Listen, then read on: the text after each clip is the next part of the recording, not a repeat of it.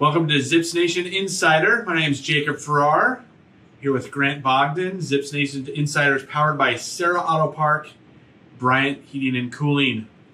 All right, Grant, what are some headlines from this past week in Zips Athletics? What do you got to share with us? Yeah, so for Zips football, unfortunately dropped a tough one on the road this past weekend at Ohio. Final score 30-20. They looked good in the first half, really kept it close. It was 14-10, at halftime.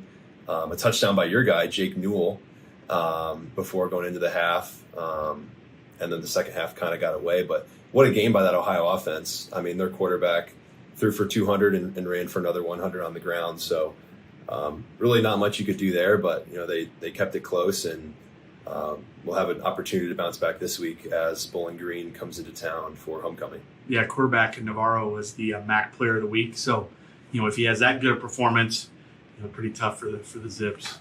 But this week is going to be exciting. Homecoming. Looking forward to seeing the Zips back here in MAC play at home. Yeah, and then jumping over to Zips soccer, they obviously had a huge win this past week, traveling to D.C. to take on Georgetown, who going into the season was a Big East favorite to win the conference. So huge win there. Final score 1-0. Malik Henry scored the only goal in that one. And that was his first goal of the season. Well, I heard it was his first goal as a Zip. First goal of his career, which was it was shocking to hear that because he's a senior. Yeah. And he's a great player, so was shocked to hear that. Good for him. Mitch Butler, our goalie, played great. Had 6 saves. One of the few games this year that the Zips actually got outshot. The Georgetown Hoyas had, I think, 18 shots. The Zips had like 8 or 9. And the Zips won. So don't really see that too often, but great win for them on the road and a good start to Big East play, where they're now 2-0 in conference. So, with that win, they're the hottest team on campus, 3 wins in a row. Back again on Saturday for another Big East rival game. It's interesting. Mitch Butler was goalie of the week for the Big East, and then Kollman was offensive player of the week. So again, some more accolades and some awards for the Zips soccer team. Doing good. Yeah, it should be a good week. Obviously, homecoming. If you haven't been out to a game this year, I'd obviously recommend it. Going to have tailgating going on all day. We're going to have sponsors out tabling, a bunch of cool on-field recognition. So if you haven't made it to a game, definitely come check it out and come support. Graham, one more thing before we jump to our guest. We are 1 month away from Zips basketball. Crazy to think about. I mean, we have 4 home soccer games left. This game against Bowling Green marks the halfway point through football season, which is just insane. And then basketball, starting up here early November. So a lot to look forward to, and a lot still on the schedule. So it should be good. Remaining positive. Our job is to be positive. We're pro Zips here. Right. So. Season's still ahead of us. Absolutely. We got a lot to look forward to. Absolutely. All right, let's get to our guest. Our guest in the suite today is courtesy of Tire Source, the official sponsor of the Turnover Tire. Coach J.D. Brookhart, welcome to Zips Nation Insider. Thank you. Nice to meet you. Nice to meet you. Nice to see you. How often do you come up to the suite level to? I just commented on that. I don't think you've been up here. Wow, that was probably an event 2009, early in the season that I would have been up here for something. But no, can't really recall being up here a lot. It's pretty nice, great view of the field. So that's why I like to shoot up here. So welcome to the show. We have just want to know more about you and your role with the team. But this isn't your first time in Akron. It is right? not. No, you are back again. So I guess I should say welcome back to Akron. So you were the head coach from 2004 to 2009. Right. We'll talk a little bit about that 2005 season here in a little bit. But what brought you back? Coaching the team, also being part of Coach Moorhead's, coaching leadership here on the football team. Yeah. No. So it kind of fell into place. I left here in 2009 and had a great time for the years I was here. Left maybe a little bit bitter. And how it ended, but when Coach Moorhead got back and he got the job, he had been here with me 5 of the 6 years. I really started to support and root for the Zips heavily again. His place was very near and dear to my wife, Jamie, and our family, and it was really kind of been home for us, and we felt of it as home for a long time. And so a year ago, I asked Joe, I had a son who just started playing a year of quarterback, and I said, hey, would you need a walk-on? He got to work his butt off for a couple of years, and we'll see if he can compete after that. And so he was a freshman last year, and so been helping Joe as a supporter and booster of the football program. Decided during Thanksgiving, just my football season in high school was over. I thought, well, I'll go see my son and watch the last game of the year, because I'd watched Joe, and he really brought the program from not very competitive to within, in the first year to a lot of competitive games, had an opportunity. And as the season went on last year, they had a chance to get a Big Ten victory and some other overtime games. And I thought, well, he's really got him on the cusp. And went to the game just to see my son and have dinner with him and his roommates, and had a chance to meet the athletic director. And, glad to be back rooting for Akron again and being part of this. And a few weeks later, a change was made, and he called me up and, asked me if I wanted to come back and help. And we had kind of set plans that I'm from Colorado, that we were going to end up there. And things changed there a little bit for me, and we decided, you know what, we loved Akron. We're going to make this a resting place for us. So we moved back for good. Oh, really? And we're going to be here. And so we got back here. I got back here in January. Family got here in June, and we're happy to be back and just going to be supporting and helping the university any way I can over the next so many years. Your son's on the team now. He is. He's a walk-on quarterback. Yep. That's awesome. Yeah, it is. We'll talk a little bit about that here in a second, but let's focus on that 2005 team. I know this weekend is homecoming. Right. The team's going to be recognized. One of your players is going to be inducted in the Hall of Fame, Dominic Hickson. Right. Talk a little bit about that team. How magical it was. I will say though that the 2014 was fantastic too, but 2005. What a great team. Yeah.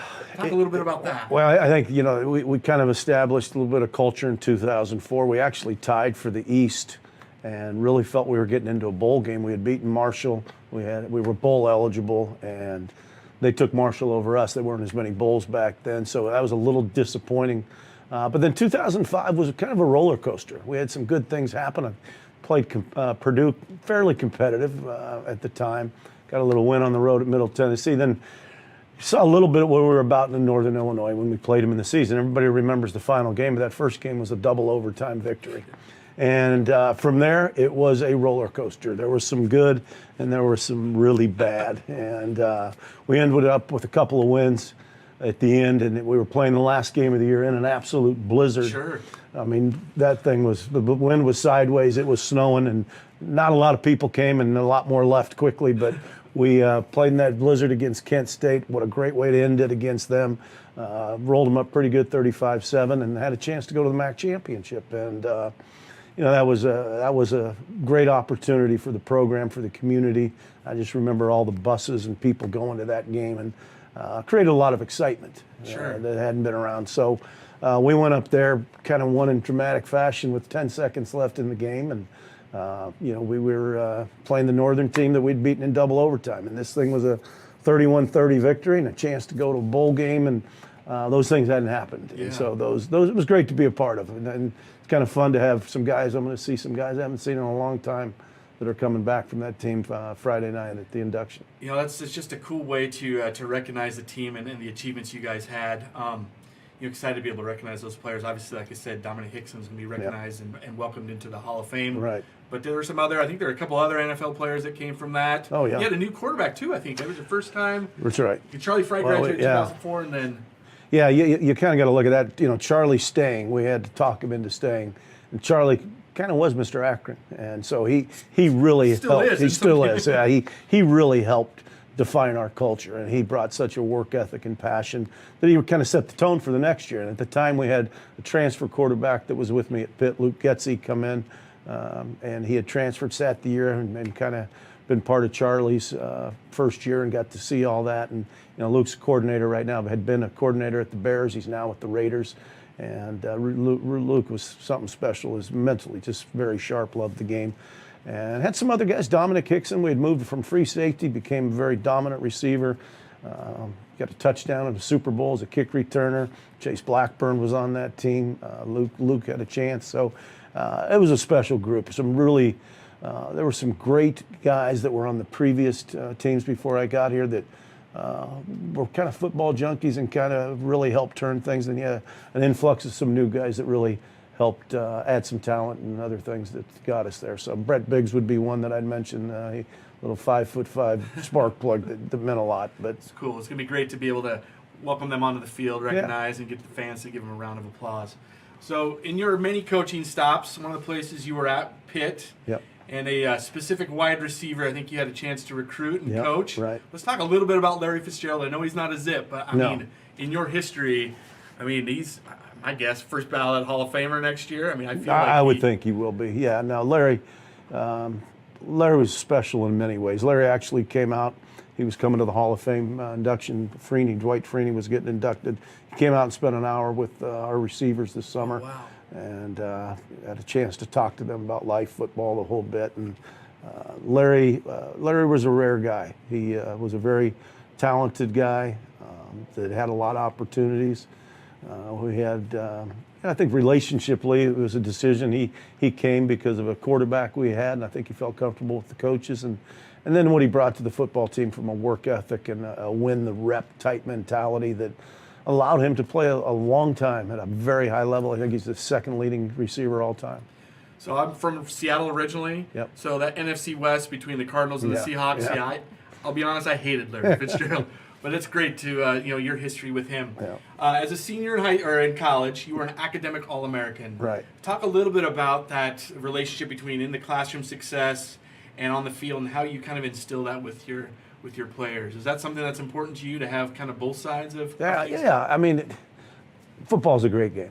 It's an awesome game, and it's tough to get away from. But it is going to end in some form or fashion. So, Coach Moorhead does a fantastic job talking about our guys always have, and in programs I've been with, game ends, you got to have something to fall back on. And so you talk about accountability, you talk about productivity and those things, not just being on the football field in the meeting rooms, but in the classroom, in the community, that to represent well. And Joe, you look at what Joe's done here with this group. We don't have people's names in the paper for the wrong reasons. Yeah, and the academics in the end is your way to move forward, what should be a desire level that you have to sustain, provide for a family. So, yeah, that's great. I used to work for the College of Business. I'm a big fan of the student athlete. Right. Yeah. So I'm glad to hear that. That's part of the philosophy.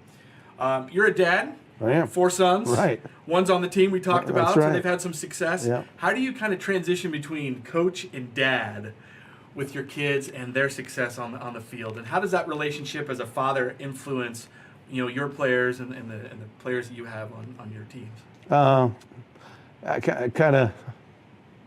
It's kind of the same. I mean, it's you get the hours we work.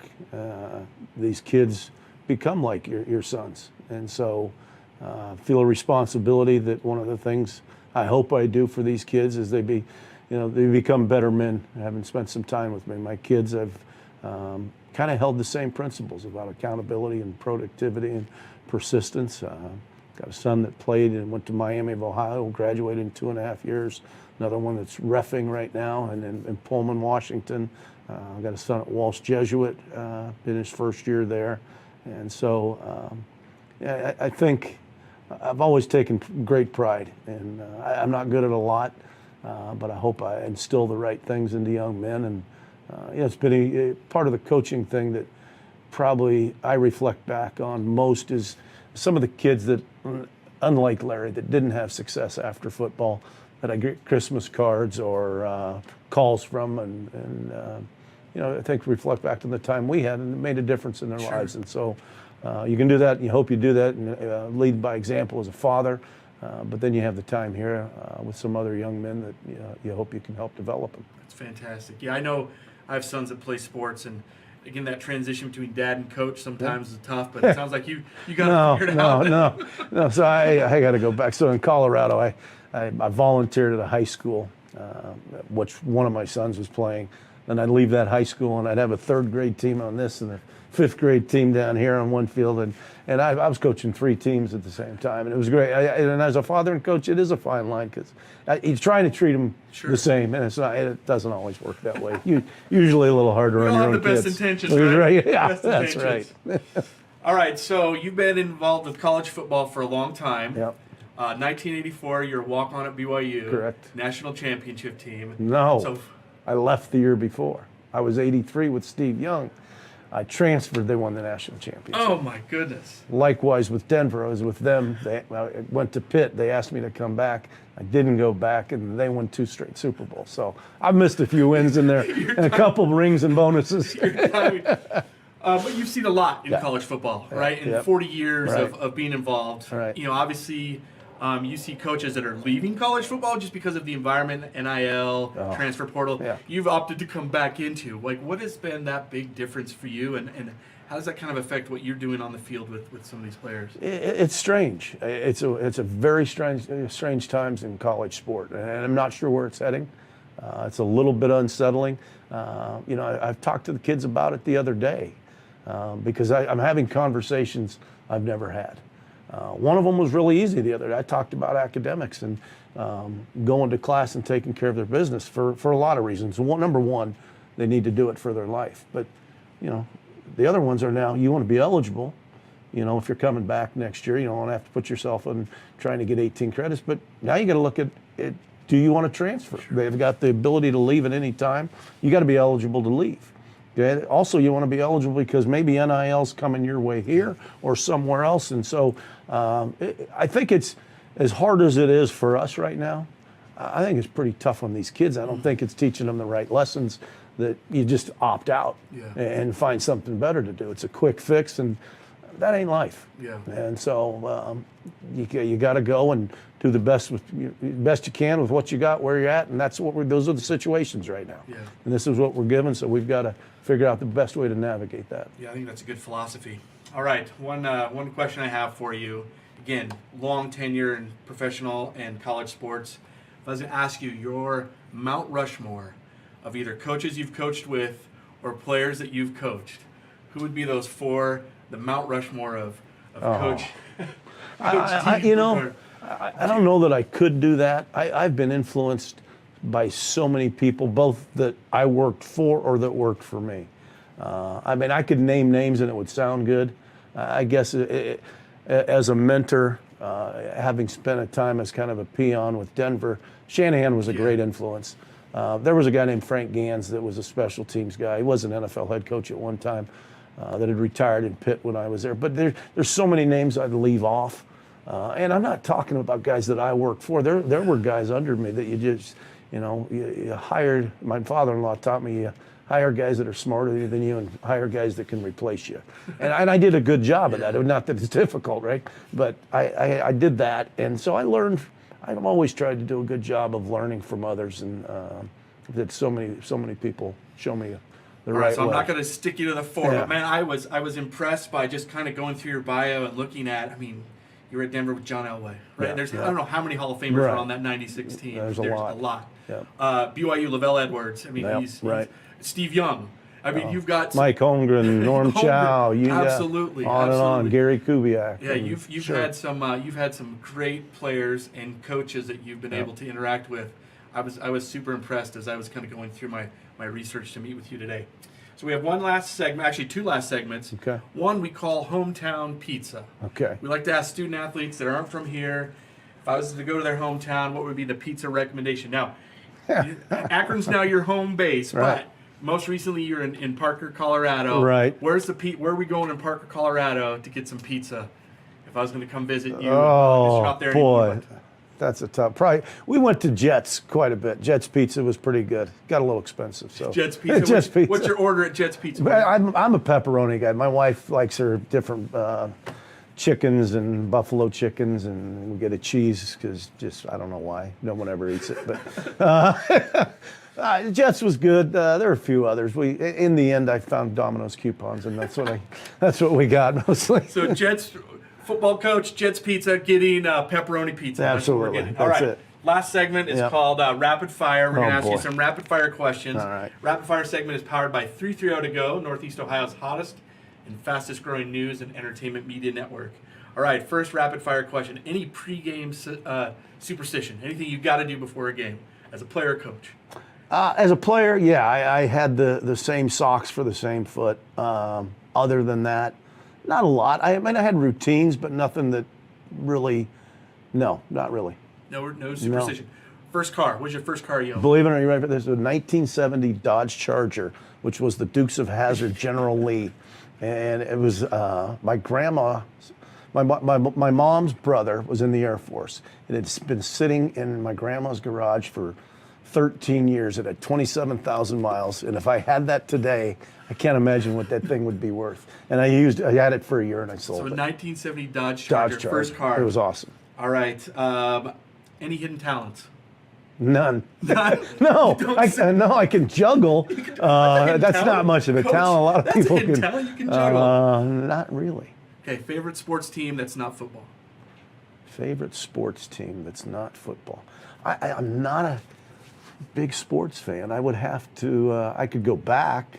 I grew up loving the Oklahoma Sooners program just because my dad did. But I'd have to say, I hate to say this because the Lakers. The Lakers? Yeah. Why do you hate to say it? I don't know. It's everybody. It's L.A. and I grew up liking all the L.A. I had a guy that I idolized. It's the reason I wore my number. And he was with the Rams, so I took on all the LA teams. Actually, I was going to ask you what your number was in college. It was 29. There's 29. a guy named Harold Jackson who played for the Rams. My third grade teacher, her husband was the Broncos linebacker coach, and she gave me a poster of him. He was a small guy. I was a small kid, and said in the big man's game, the small still survive. I still have the poster somewhere. Number 29. Number 29, Harold 29. Jackson. Thrill of my life. I met him on an elevator at a Senior Bowl. That's the only autograph I have. That's great. Yeah. Well, thank you, Coach. I appreciate you stopping by, Zips Nation Insider. Get the chance to meet you and also learn more about your background. Right. We are big fans of the Zips. So this is my last question. Why should we be excited about the Zips this year? It's difficult to win a game, okay? Let alone a lot of games, and so it takes a lot to turn a program as you build culture, and now you add the added dynamic. Coach Moorhead, he gets it. He understands it. He's a brilliant guy. When I told you, my father-in-law said, hire guys smarter than you. He was one of the first ones I thought of. So he's a unbelievable play caller, an unbelievable leader. He's just, I'm obviously back because of him. So that's why you ought to be excited. I love the kids. There's always issues here or there that you got to deal with, and that's being 19, 20 years old. But I do love the kids, and just got to break out of this. Got to get over the hump and create a little momentum. Well, we're looking forward to it. Looking forward to homecoming this weekend. Yep. On Saturday, it is the homecoming. We're celebrating homecoming weekend here. We caught up with Willy Kollman. Willy is the Assistant Vice President of Alumni Relations and the Executive Director of the Akron Alumni Association.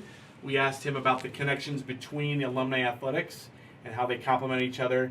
And Willy also previewed a little bit of some of the activities coming up homecoming weekend. So check that out. This has been Zips Nation Insider. Thank you, Coach Brookhart. Appreciate you coming by. Thank you, guys. Appreciate it. As Assistant Vice President for Alumni Relations, my role is to make sure that we're actively cultivating our current alumni base, which is an exciting group, a global community of 180,000 alumni worldwide, existing in 138 countries, 3 territories in all 50 states. Those kinds of efforts are very important, obviously, as it furthers our ability to provide world-class education to our students right here at the University of Akron. How that intersects with athletics is every step of the way. When people think of their favorite university, they usually attribute that to a memory that they had at an athletic event and one that they continue forward as alumni. And so for us, what we like to do is try and take advantage of a lot of those great fall athletic events, winter athletic events, spring athletic events by hosting events alongside of them, making sure that we're traveling to games perhaps on the road, providing affordable family opportunities to attend some of those athletic events as it goes throughout the year. At the University of Akron, what's exciting is there's always some big game that's coming up between any season sport. So if that is basketball for March Madness, if that is a big game that's happening here in the fall for football or perhaps soccer, there's always something there for our alumni to partake in. I would say very significant when we think of our alumni staying involved or connecting to the institution. They're proud Akron Zips. They're proud College of Engineering Zips. They're proud School of Education Zips, but they're also proud Akron Zips. It's the athletic logo that they often are wearing, not necessarily the institution's logo, and that's pretty common across all higher education. So it's quite significant that they link themselves to these athletic programs.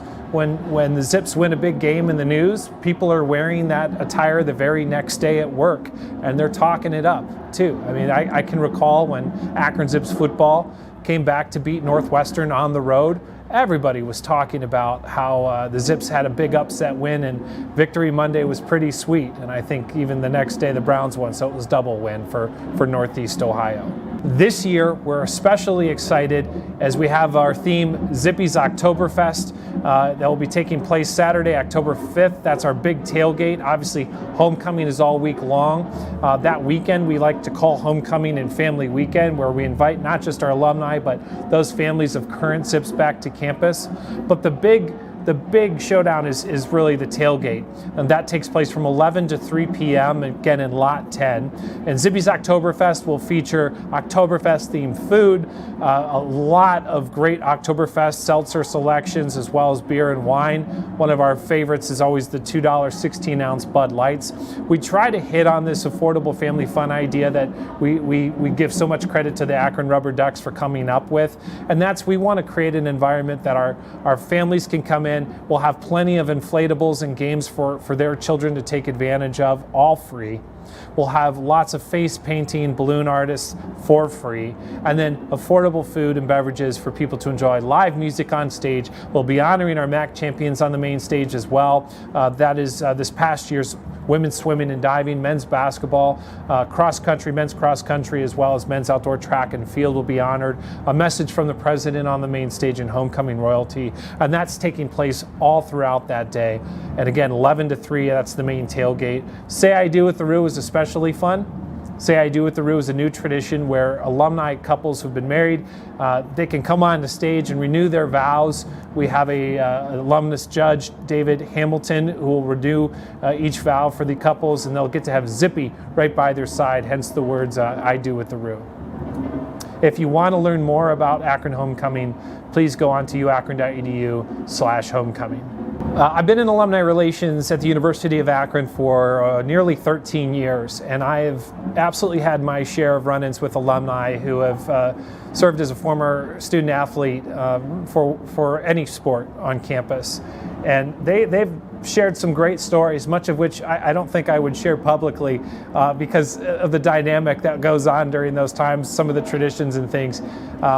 But I can tell you one thing, it's so important to get alumni in front of current students, and in this case, current student athletes, to share their experiences about winning, about losing, team culture, and building on that success or building off of those tough years.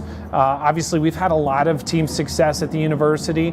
I can recall having alumni back from men's soccer after losing a very, very difficult game. That was the national championship game versus UVA in 2009 in Cary, North Carolina. They lost in PKs. And how can you bounce back from that? Very easily. Go back the next year, you do it all over again, and this time you win. And they did in 2010.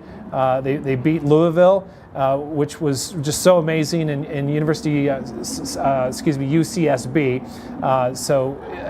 Those student athletes came back as alumni, and were able to share with those soccer teams of the past, this is how you bounce back. And those soccer teams have went on to have their own success, reaching many of the college cups. In alumni relations, we're always looking to develop the next generation of alumni. And in doing so, you have to start when they're students, frankly. You gotta make that transition from students to alumni. Let them know who we are, what kinds of things we do. And that's equally the case with Akron Zips Athletics. And though that's more in the arena of Akron Athletics to do so, they have to build the next generation of Akron Zips fans. But we can still play a part. So an example of this is we recently partnered with the Department of Student Life and Akron Athletics for the Ohio State Akron Zips football game that took place just this past August. And so we all put money into a pot, and the students were able to purchase a very low-cost ticket to attend the Ohio State Akron Zips game. And in that, we threw a really great tailgate for Akron Zips fans and students right outside of the Horseshoe, something that all Zips fans could get together, display their blue and gold pride, and cheer the Zips on. This was something that the alumni office did when I was a student. They afforded a bus and tickets to the students. We got to travel down and eat and then go to the game. And when I became alumni director, that was a tradition I wanted to continue. And so that's just a great example of how we usher in the next generation of fans and alumni. Well, certainly, as we mentioned, the Ohio State example, but there are plenty others in this case as well. It goes to the MAC tournament. Again, when I was a student, the Office of Alumni Relations, the Department of Student Life, Akron Athletics would always get together and partner to provide buses for students up to the arena to watch the Akron Zips play. And we had some amazing years, and still do, thankfully, at the MAC tournament. Obviously, this past year, winning the MAC championship, we were able to get a lot of students to see and feel that experience because we all partnered to make sure buses could get there, that student tickets were available at low cost or free. And you know, from there, we win, we go on to Pittsburgh, we get to play in the NCAA tournament. It couldn't be any better. March Madness. Students get to experience that. And if they get to experience that as freshmen, we'll get them coming back as sophomores, as juniors and seniors, and then eventually as alumni. Well, certainly winning on the field is important. And when you go to a game, that's what you want to see. But that's not everything. It's also about a culture outside of the game day, outside of the game. It's a game day environment that we're seeking as well. So I always try to encourage our student athletes to come back and to be active. You know, we are only as successful as the great alumni and friends that we have, as the faculty and staff that work here at the institution and by our region. You know, all of that support is necessary. And when it comes to Akron Zips Athletics, every one of them play a part. If at a game day you envision this, you know, the sights, the sounds, the smells, the tastes, all of those senses are very important to a game day culture. You want to show up on game day. You want to see the flags flying, the tents are up, the grills are cooking, okay? People might have a beverage in their hand and they're listening to music. And that's the kind of environment that you want to possess. And for student athletes, they don't always get the opportunity to partake in them because they have a very demanding schedule at the university. So you always try to make sure that we can encourage them to come back and support either the sport that they were a part of or other sports that they got to be a part of, or rather watch when they were student athletes at Akron. The largest showcase, of course, is always postseason play and homecoming. I mean, those two really are the most important when we talk about alumni coming out to support, you know, Akron Zips events. No doubt. When we've got a big game, we want to make sure we're showing up as well. You know, if there's a big team that's coming into play, we need home field advantage. We want to bring it. I mean, every year the Kent game at the Jar, you know, men's basketball, women's basketball, humongous. And the students show up for that. The alumni show up. It's a must-see. It's always a must-see. We know this because the game usually gets moved the week before on ESPN to the night before, so it can hit the must-see TV category. For homecoming, that's one for everybody to come back and enjoy, to walk around campus, to show their kids where their parents went to school. There's so much to do on homecoming weekend anyway, and that's what it's meant for. It's about coming home, right? So, you know, any of those events are quite important, but those ones that I've just mentioned are the biggest. Well, collegiate athletics is always evolving, none more so than today, right?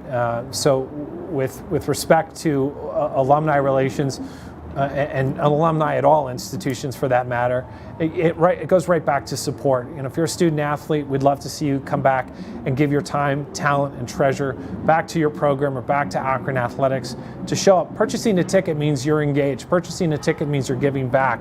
Come back, buy season tickets, and support these programs. And we're hopeful that for what they've been able to give you, that you in turn can give the next generation of student athletes and Zips fans, you know, something special. Winning seasons translate to more active alumni. When Akron men's basketball knocked off Kent State in the MAC championship game to send us dancing in March Madness, it 100% provided a spike in alumni activity, not only in pride, but also in being active. They want to throw watch parties. They want to know where the party is. They want to know how they can get tickets to travel to whatever city that program was about to play in, which in this case was perfect. It was in Pittsburgh, a short 2-hour drive away. So it absolutely spikes alumni activity big time. I wasn't in alumni relations when men's soccer won the national championship. However, I was in alumni relations when we played in a national championship game. And if you want to talk about the activity spiking, the amount of phone calls I got looking for the pregame party out at University of California, Santa Barbara. You know, where's the pregame party before the big game? How can I get tickets? Where can I buy Akron Zips soccer gear? It's off the wall in those moments. So it does translate to success. I can recall as a student in 2005 when football was playing in the MAC championship game. You know, we threw that long ball, Luke Getzey to Dominic Hickson, got the touchdown, won the game. That'll send us to our first bowl game in Division I, which is going right back to Detroit. There's about 25 buses parked out front of the jar. Alumni were actively contributing to make sure that students could experience something, but they too wanted to go. And there was Zips parties everywhere. And I got to experience that as a student, which just inside of me spiked huge pride, right? And so we want to continue to make sure that each time some of those things happen, we're providing similar experiences for our alumni and students. It absolutely spikes, absolutely. I can recall a bunch of students going to the MAC championship games in those Dambrot years, and for most of the time, we were seeing ourselves in the MAC championship game every year. And I can recall seeing a group of empty seats that was pretty close to the court that they just weren't being filled up. And I remember having a conversation with one of the associate directors in alumni relations. His name was Jeremy Butler, and he had said, "Hey, alumni will help subsidize those tickets. If every student pays $5, we'll cover the cost of the rest of those seats, which were expensive. They're like $35 a piece. You take that times 50, you're going to have a big price tag. But we filled those seats, and we held those seats for the next 5 or 6 years because we could always fill them up. And we were in the MAC championship games, and I know we made a difference because we were right behind the men's basketball bench. And so those experiences were so important. And I make sure that I talk to a lot of those then students, now alumni, about those experiences to make sure that they are chipping in to give our current students some of those opportunities. That was a special moment. There have been a lot of good ones. So I'm going to go through some honorable mentions here. Okay, I mentioned earlier Akron Zips knocking off Northwestern. That was pretty special. I really loved the coldest day on earth when Akron Zips secured the MAC East versus Kent State in what was the Snow Bowl. I think 2005, and it was the coldest day. But the windiest, coldest day. I have to throw the wind in there, give them credit, right? But that was a special one. There's one in particular. It was a double overtime game, and I can't remember the year, but it was at Kent, and Kent had to hit a chip shot to tie the game to either go into double overtime or it was already in double overtime, and they missed it. And it was such a great game. It was a classic Akron Zips Kent game, classic action game, and Kent missed the kick and we won, and we got to take that wagon wheel out of Dick Stadium all the way back to campus. And man, did we show up, the students, that day. The whole end zone was loaded with Akron Zips students, and it just felt so good walking out of there with the W. That was a great moment with the wagon wheel. Plenty of great Akron Zips football memories, though.